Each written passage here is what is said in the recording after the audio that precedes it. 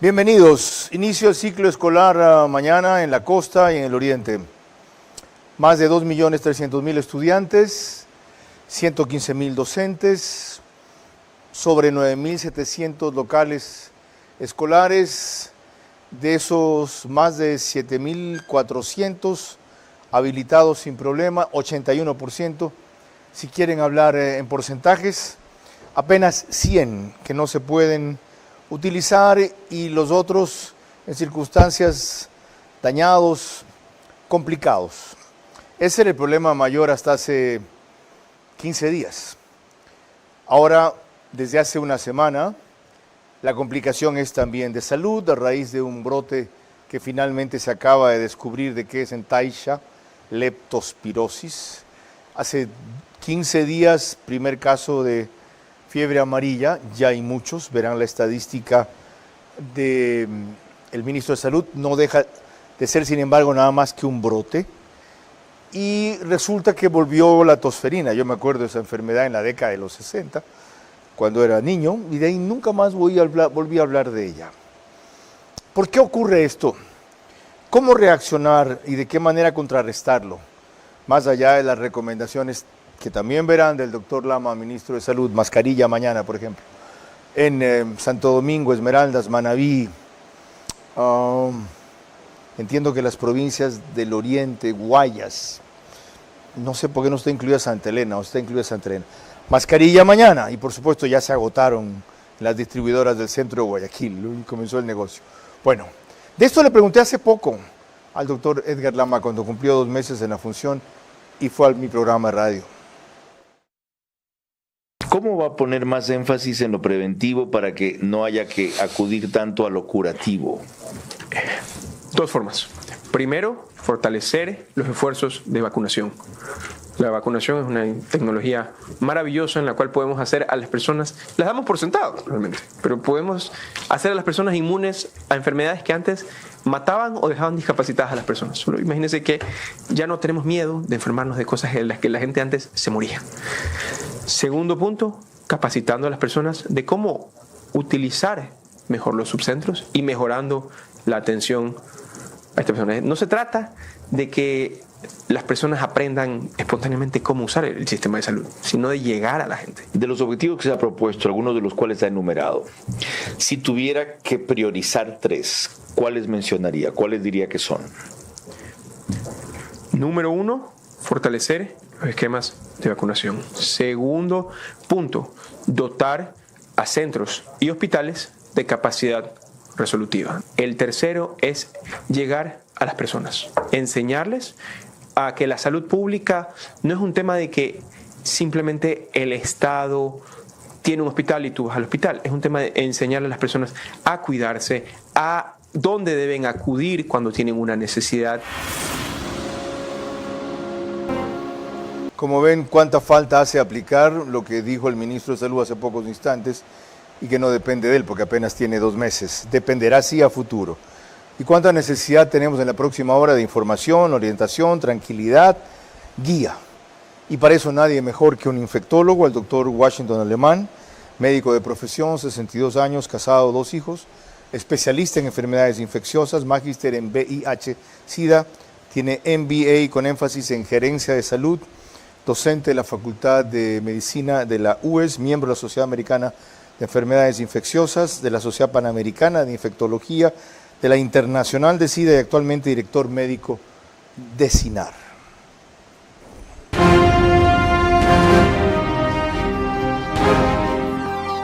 Este es Vera, a su manera.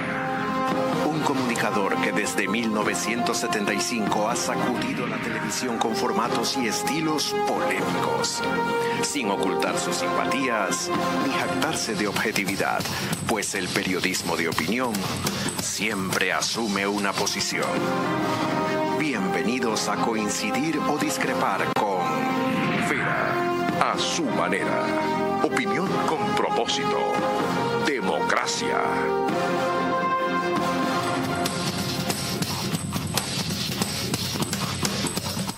Se preguntarán ustedes qué es el SINAR, que no tiene nada que ver con cenar, por si acaso. CINAR, Centro Infectológico Neumológico Alemán Rodas. Es una entidad privada dedicada principalmente ¿a qué? A enfermedades infecciosas y neumológicas. Bienvenido, doctor Washington Alemán. Es un honor tenerlo de vuelta. Fue usted un bastión en salvar vidas, muchas, durante la pandemia y en orientar otras más. Es una pena que solamente a propósito de circunstancias emergentes como esta, lo tengamos que convocar, mea culpa.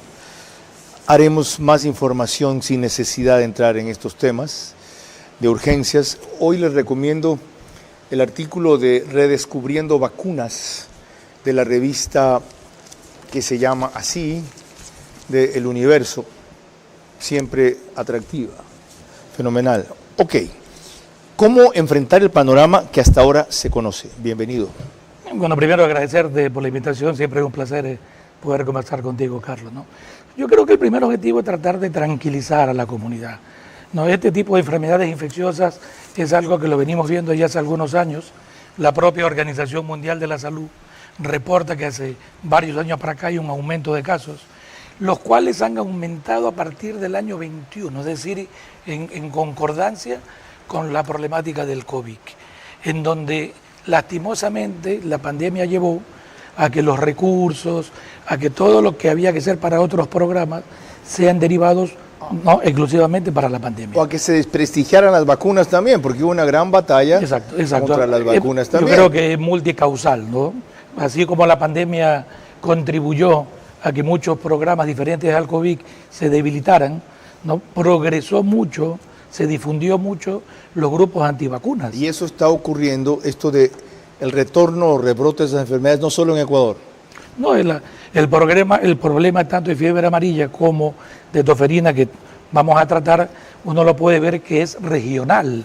México, Colombia, Brasil, ¿no? Venezuela, Perú, hay casos que lo están reportando, por lo tanto no es un problema solo de Ecuador, ¿no? Ok, te recuerdo que esto que hemos empezado a tratar ya con esta introducción es posible gracias a Facebook y YouTube, de ver a su manera en donde nos reproducen. También a las dos mayores cableras del país, Extreme TV Cable, que es Canal 15, Devito TVO o 709 si prefieren alta definición. En DirecTV, Canal 194, corresponde a Manavisión, Canal 9, señal abierta solo en Manaví, entre las 2, domingo, porque no está RTU, cerca de 35,000 hogares se conectan. Radio, en cambio, pone cerca de 7,000, 10,000, principalmente vehículos. Radio Centro 101.7 FM en audio, 101.3 FM en audio y en imagen para sus plataformas digitales. Candela con K, 89.3 FM en Manaví. La Bonita del centro del país, en Riobamba, también es 89.3 FM para Cotopaxi, Tungurahua y Chimborazo. Y en Quito, 101.7 FM, ahí sí, Radio Sucesos, líder en información en la capital de la República. Empecemos con la forma en que Lucía Clavijo de Teleamazonas reportó el aparecimiento, el primer caso de fiebre amarilla. Ecuador registra el primer caso de fiebre amarilla. La enfermedad se presentó en un hombre de 26 años, oriundo de la provincia de Loja, pero residente en Zamora Chinchipe. Este hombre, al parecer, laboraba en una mina ilegal en Zamora, de difícil acceso. Parece que tenía contacto con personas de otros países. El paciente ha fallecido porque ingresó a Ecuador muy grave. Aunque las autoridades descartan un brote, ya se han tomado acciones y los contactos cercanos al paciente están bajo vigilancia. Además, se reforzarán los controles en zonas de frontera debido a que en la región ya se reportan 189 casos. En cooperación con el Ministerio del Interior para emitir próximamente normativa respecto a las fronteras en que exijan un esquema de vacunación y el Ministerio de Salud Pública va a tener presencia en los puntos para poder vacunar a las personas que ingresen. La fiebre amarilla no se contagia por el contacto entre humanos, sino por la picadura de un mosquito infectado. Los síntomas se presentan entre 4 y 20 días después de adquirida la enfermedad y al tratarse de un virus, su tratamiento es complejo. Que la letalidad llega casi al 40%, es decir, que de cada 10 casos mueren 4. Destruye el hígado, por lo tanto la persona se pone amarilla amarilla, tiene vómito con sangre, tiene heces oscuras, orina oscura, daña los riñones. Empecemos entonces con la fiebre amarilla. ¿Qué cabe hacer frente a la presencia de esa enfermedad? Mira, la fiebre amarilla siempre ha estado presente en lo que se llama la cuenca amazónica. Es algo que se la conoce como una fiebre amarilla, una enfermedad selvática, es decir, que se transmite entre animales. El mono, ¿no?, es su principal reservorio. Accidentalmente puede transmitirse al ser humano. O sea, un mosquito que le pica a un mono. Exacto. Y cuando le pica a un ser humano, exacto, ya, puede accidentalmente transmitirle. Y cuando se hace urbana, es cuando este mosquito transmite de un humano infectado a otro humano. Ahí es donde es un verdadero problema que puede evolucionar, porque debido a la forma de transmisión se puede generalizar. ¿Y cuál es la más forma de transmisión? La picadura del mosquito, ¿no? El mismo Aedes aegypti del Pero dengue. no es que una persona con fiebre amarilla en contacto con otra le va a transmitir. No, la transmisión tiene que haber... El vector es el mosquito. Exactamente. Tiene que picarte un mosquito, que es el Aedes, si tú estás infectado, y ese mosquito picarle a una persona... ¿El mismo que transmite el dengue? Así es. Ok. Aquí la clave está, si no está vacunada una persona, ¿cómo detectar temprano los síntomas para evitar que llegue a niveles de letalidad? Mira, lo que pasa es que la sintomatología es variable. Gran parte de ellos pueden ser autolimitados, que desaparecen a los pocos días, pero hay un porcentaje de pacientes que pueden evolucionar hacia la gravedad. ¿Qué es autolimitados? Como un cuadro viral, ¿no? 4 o 5 días y se va. Ah, o sea, no necesariamente al todo el que le pica se le desarrolla. No. ¿Y eso debido a qué? Son características de las enfermedades, ¿no? Así como el dengue, probablemente el dengue severo no le da a todas las personas que le da dengue.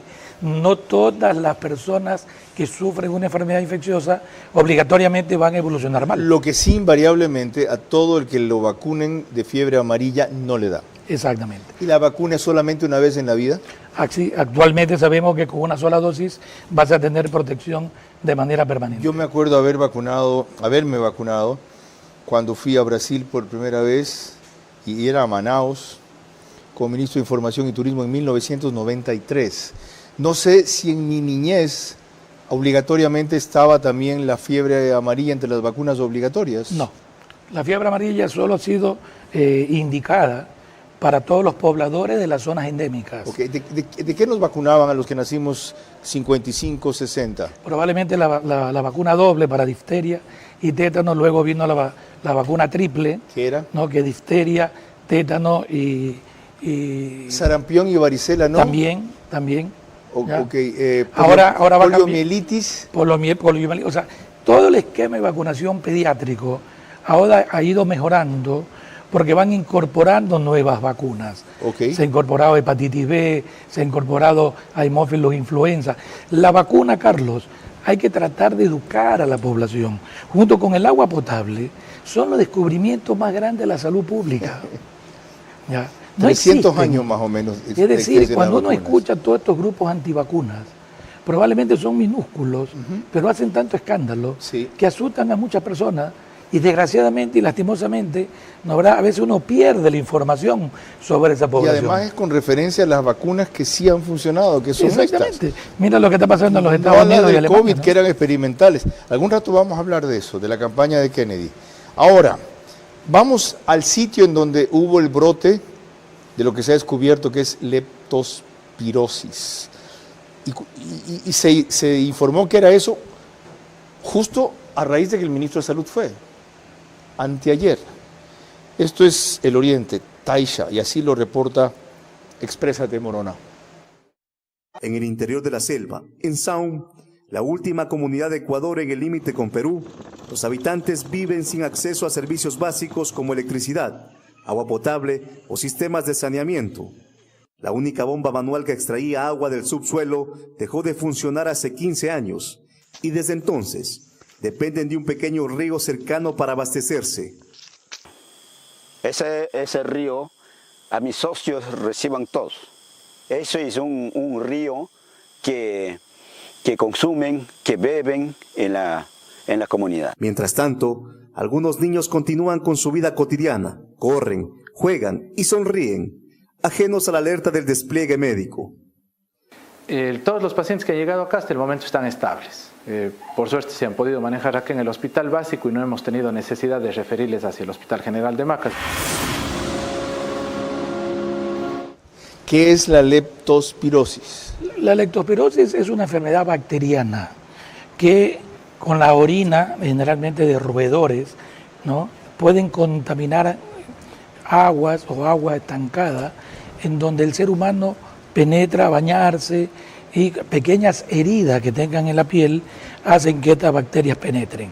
También otra forma como se pueden transmitir es a través de las mucosas de la nariz o de los ojos, es decir, el contacto de aguas estancadas que han sido contaminadas con orina de mamíferos, en especial ratas, ¿no? Sí, el origen suele ser un problema sanitario, entonces. Así es.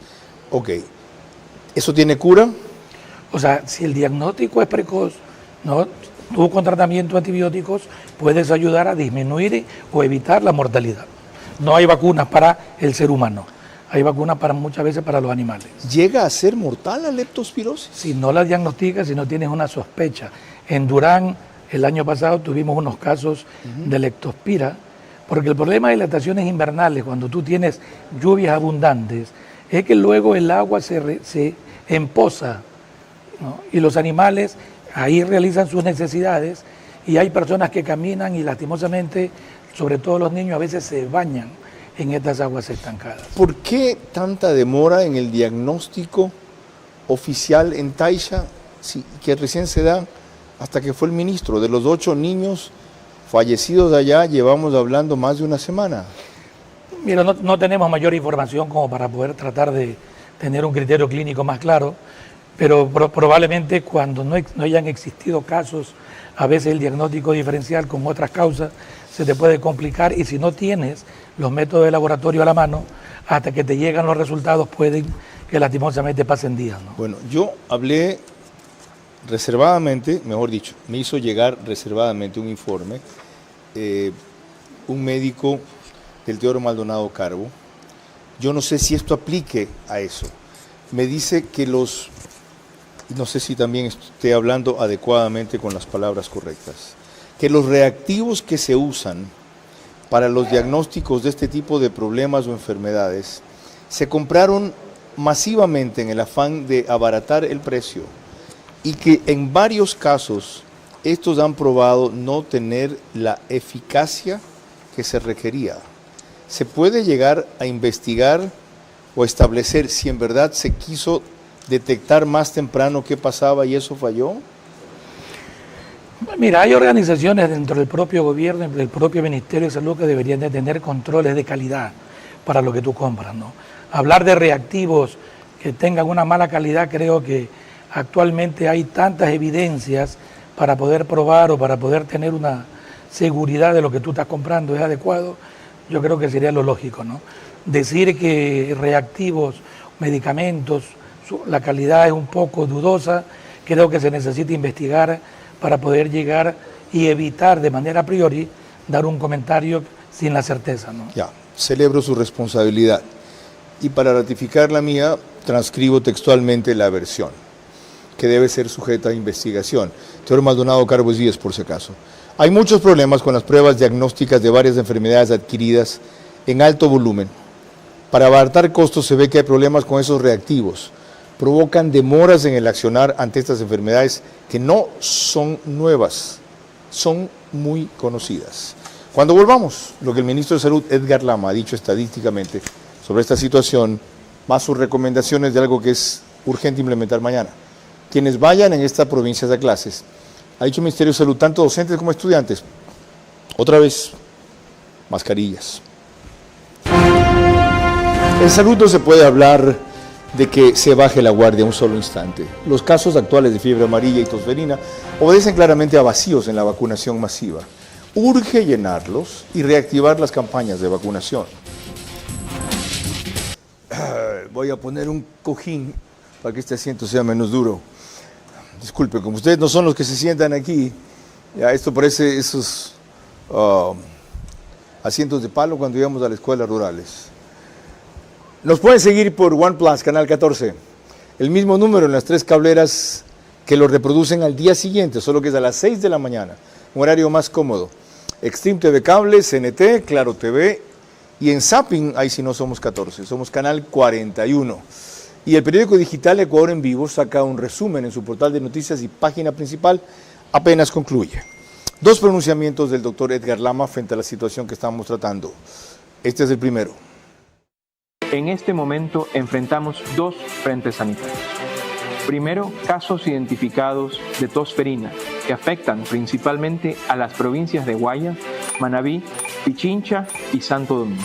Y segundo, casos identificados de fiebre amarilla en las provincias amazónicas de Morona, Santiago y Zamora, Chinchipe. Quiero comenzar llamando a la calma. No estamos ante una epidemia nacional, sino frente a situaciones focalizadas. Y, lo más importante, estas enfermedades se pueden contener al actuar con responsabilidad y en unidad. El primer frente es la tos ferina y se han confirmado 321 casos. 106 en Guayas, 52 en Manabí, 45 en Pichincha, 30 en Santo Domingo y el resto en las demás provincias del país. Este brote tiene una causa regional. Países vecinos como Colombia y Perú también enfrentan situaciones similares e incluso más intensas. Pregunto, ¿cuántos casos se requieren para que algo sea una epidemia y no un brote? Bueno, el concepto de epidemia es que estén por arriba del valor normal que históricamente tú tienes, ¿no? Si durante todos los años tú tienes 100 y de repente tienes 150, 200 o 300, estás hablando que estás frente a un brote epidémico. ¿Y qué es la tosferina? La tosferina es una enfermedad infecciosa bacteriana que predominantemente afecta a niños, o sea, la parte pediátrica, que tiene mucho tiempo. Es una enfermedad vieja, se la conoce como tos convulsiva, porque una de las características que tiene, pues se transmite fácilmente, es afectar la vía respiratoria alta. Inicialmente muy parecida a un resfrío, la primera fase. Muy difícil de diferenciar en ese momento. Pero posteriormente se caracteriza por tener una tos muy severa. ¿Con flema o seca? Que probablemente, dependiendo de las edades, puede que la tengas con más flema o no. En menores, lastimosamente ellos tienen problemas al respirar esta tos, ¿ya? Que le va a causar algo que se llama estridor. O sea, tú escuchas a lo que respira como un silbido. Aquí hay que diferenciarlo del asma. Pero esto es lo que en niños menores puede llevarlo a un desenlace fatal. Por eso es que es fundamental tratar de vacunar. ¿Qué es la causa? La dificultad respiratoria, ¿no? No, pero ¿qué la origina? ¿Una bacteria también? Claro, la Bordetella, el responsable es una bacteria. Se llama Bordetella pertussis. Bordetella pertussis. Exacto. ¿Y dónde diablo está esa vaina? Es una bacteria igual que muchas de las bacterias que aparece ahí en los quirófanos, en el aire, sale ¿qué? Son bacterias que han vivido durante muchos años en la comunidad, que se pensaba que se iban a controlar hace muchos años atrás con la vacuna.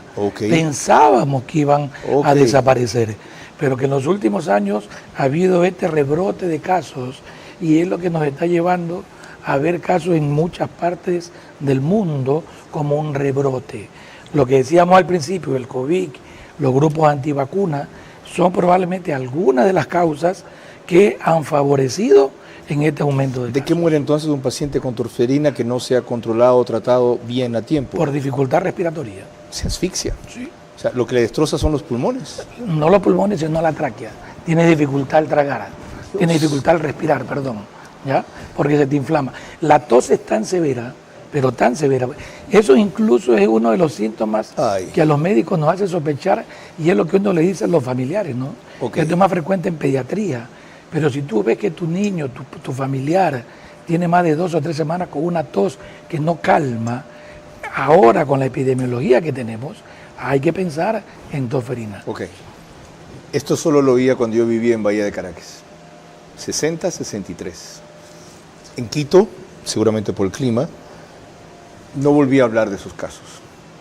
Estamos retrocediendo 50, 60 años. En estos temas, el ministro Lama hizo una segunda evaluación.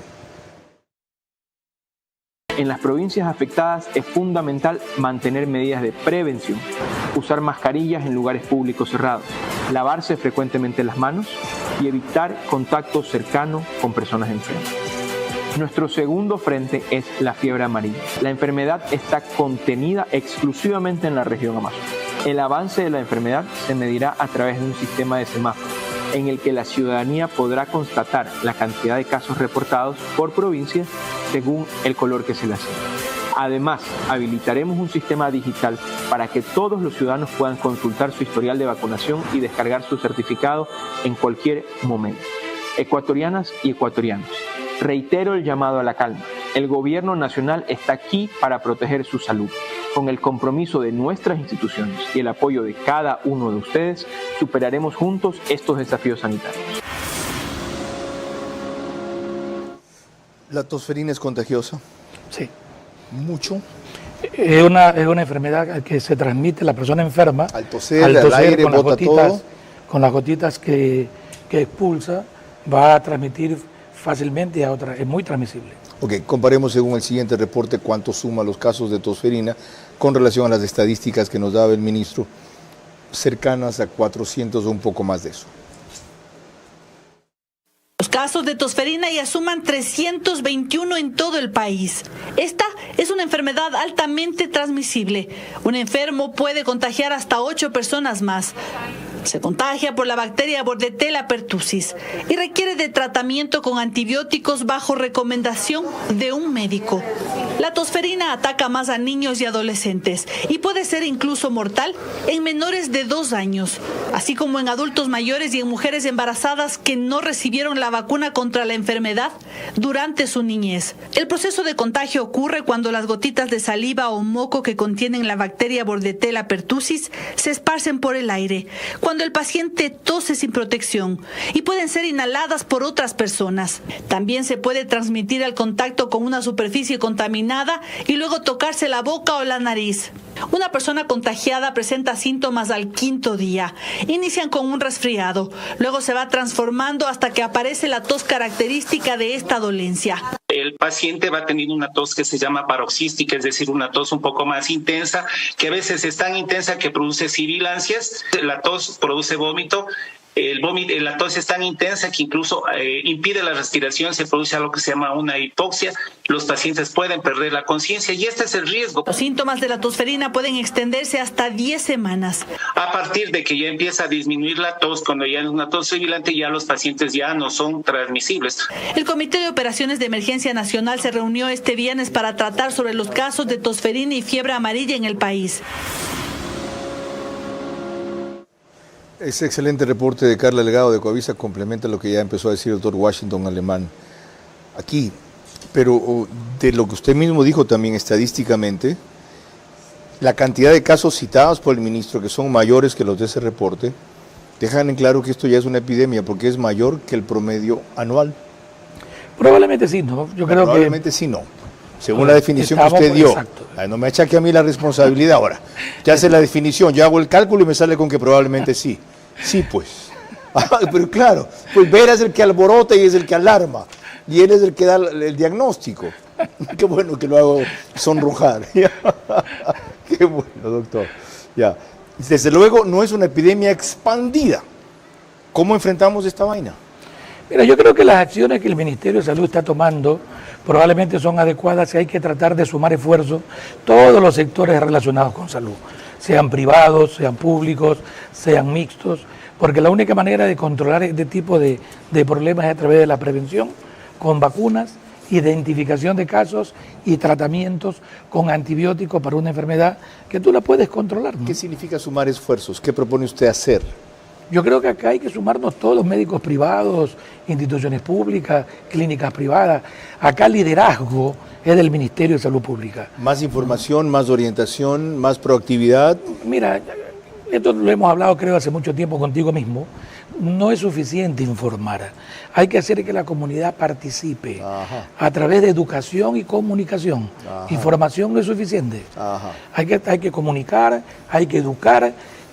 Y si tú no tienes a una comunidad que participe, probablemente te quedas en buenos spots, pero si la gente no sabe, Entonces hay que buscar líderes comunitarios, chats comunitarios. Hay que tratar de buscar quiénes son los que van a conversar con la familia. Hay que ir a buscar a las embarazadas. Es decir, la estrategia no es sentarse a informar, es ir a buscar pacientes. Ok, qué bueno, obtuve lo que yo quería y por lo tanto con un programa se avanza algo, pero no es todo, es decir, uno es ninguno, especialmente en comunicación. Y lo que él dice, no basta comunicar, informar, hay que hacer participar a la gente. Cuando volvamos, hablaremos de 4 enfermedades que están de vuelta. En salud no se puede bajar la guardia un solo instante. Los casos actuales de fiebre amarilla y tosferina obedecen claramente a vacíos en la vacunación masiva. Urge llenarlos y reactivar las campañas de vacunación. Macrodigital es la cablera que nos reproduce en Estados Unidos con una gran cantidad de suscriptores ecuatorianos. Su señal también está en España por Hispasat y en una cantidad de provincias del Ecuador como Loja, Santo Domingo Los Áchilas, Santa Elena, Cumbayá y por lo tanto Pichincha, Galápagos, entre varias de las que ustedes ven aparecer en pantalla. Eso eleva la cantidad de hogares conectados los domingos en 12,000 aproximadamente. Si suman todos, por eso es que la métrica en YouTube no es lo alta que esperan algunos en correspondencia a la audiencia o sintonía. ¿Ok? Porque gran parte del público se enlaza mediante cableras. El público preferente de este programa es de 35 para arriba. Hay personas de entre 15 y 35 años en este país que no saben quién soy. Felizmente. Ya no ven televisión, desgraciadamente. Ok. Vamos nuevamente con Carla Delgado. Ella en este nuevo reporte estableció que han vuelto 4 enfermedades al Ecuador: tosferina, varicela, paperas y difteria.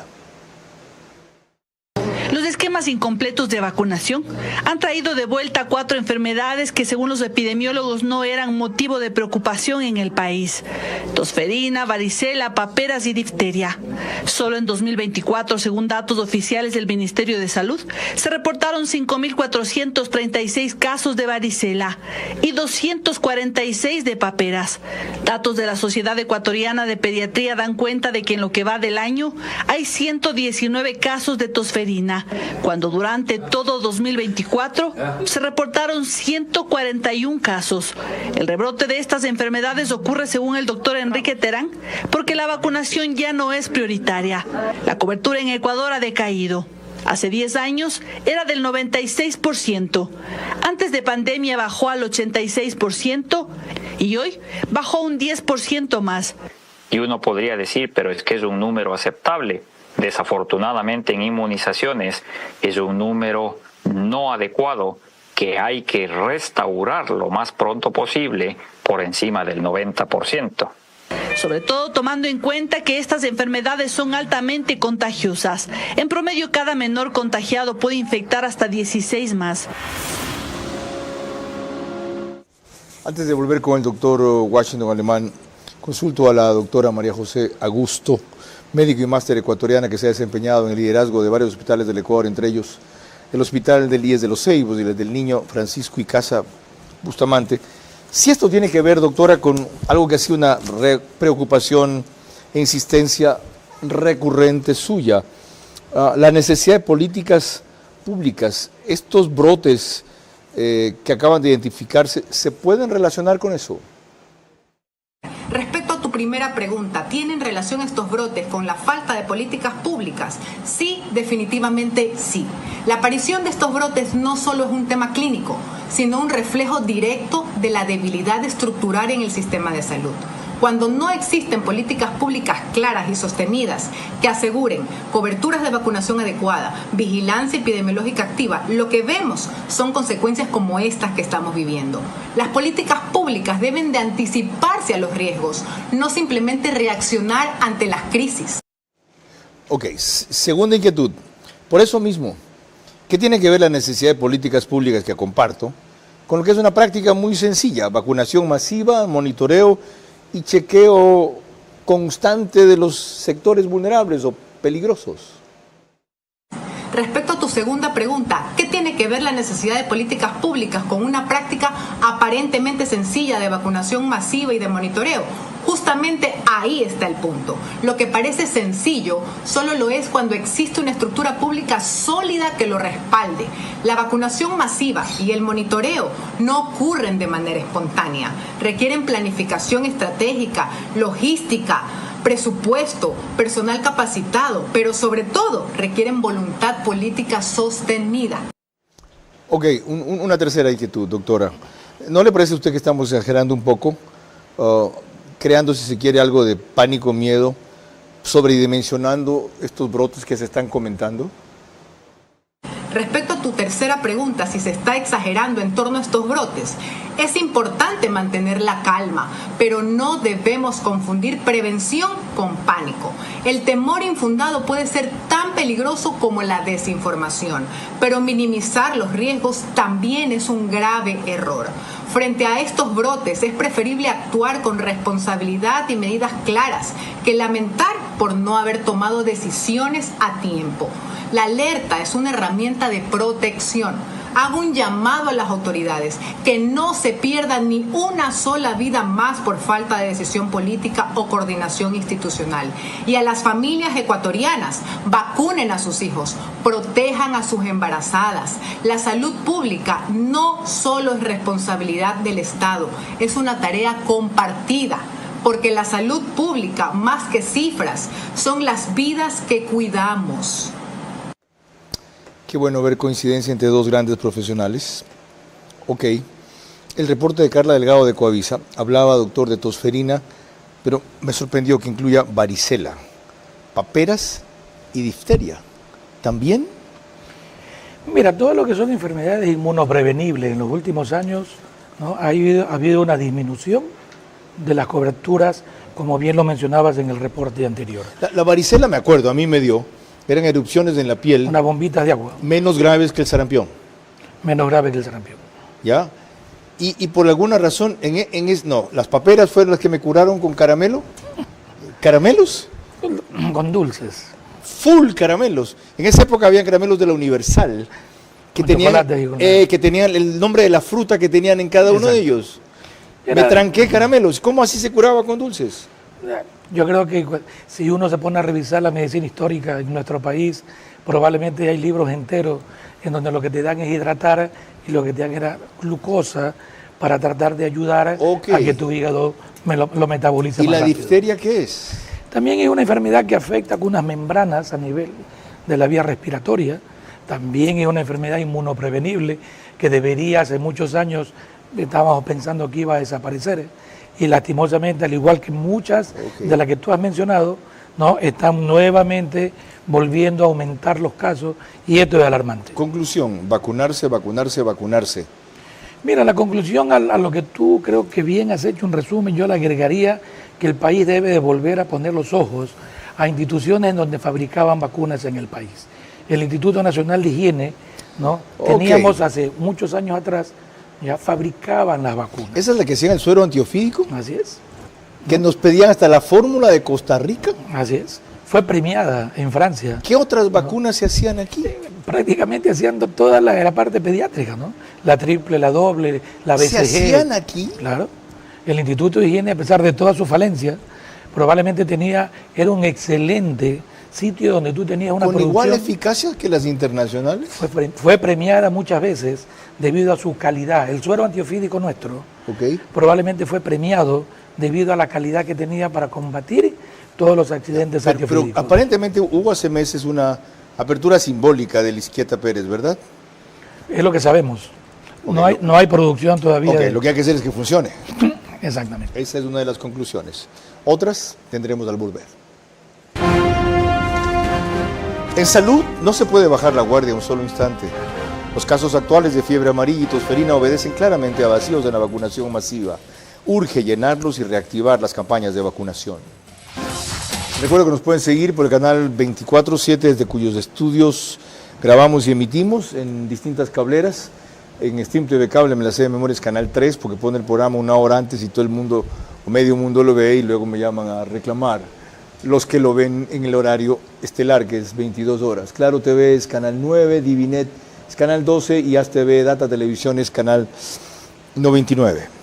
Ok, sacamos una de las conclusiones, que es retomar la posibilidad que tenía el Ecuador de fabricar sus propias vacunas. Pero yo le preguntaba si tienen la misma eficacia de las vacunas importadas o del extranjero. Usted me decía que sí. ¿Significa también algún ahorro en costos?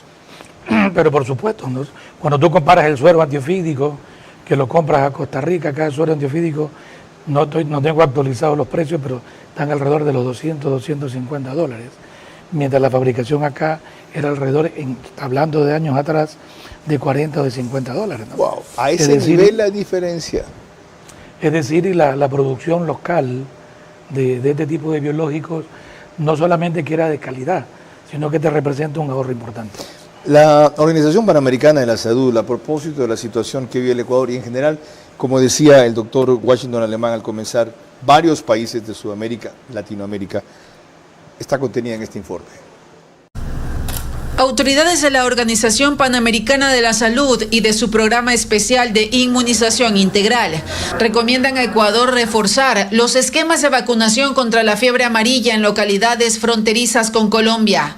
Teniendo una vacuna tan efectiva como la de la fiebre amarilla, lo más importante para proteger a la población, bueno, de cualquier país, en este caso Ecuador, es revisar justamente los esquemas de vacunación. En esa zona donde hay un riesgo de transmisión, importante que las personas estén vacunadas, que tengan su esquema al día. Lo dijeron en una rueda de prensa con medios latinoamericanos. Al organismo regional le preocupa la situación de esta enfermedad en Colombia, que en lo que va de 2025 ya registra 59 casos y 24 muertes. Una parte de los cuales se concentra en Nariño, Putumayo y Caquetá, departamentos cercanos a Ecuador. En comunidades cercanas al territorio colombiano, las autoridades insisten en que los habitantes eliminen criaderos de mosquitos, utilicen repelentes y en caso de presentar fiebre, dolor de cabeza, náuseas y vómito, acudir a un centro de salud para descartar esta y otras enfermedades transmitidas por vectores. ¿Qué significa reforzar en zonas fronterizas la vacunación? ¿Ir y vacunar otra vez? Tratar de mejorar los porcentajes de población vacunada, ¿no? ¿Y cómo se sabe el que no ha sido vacunado?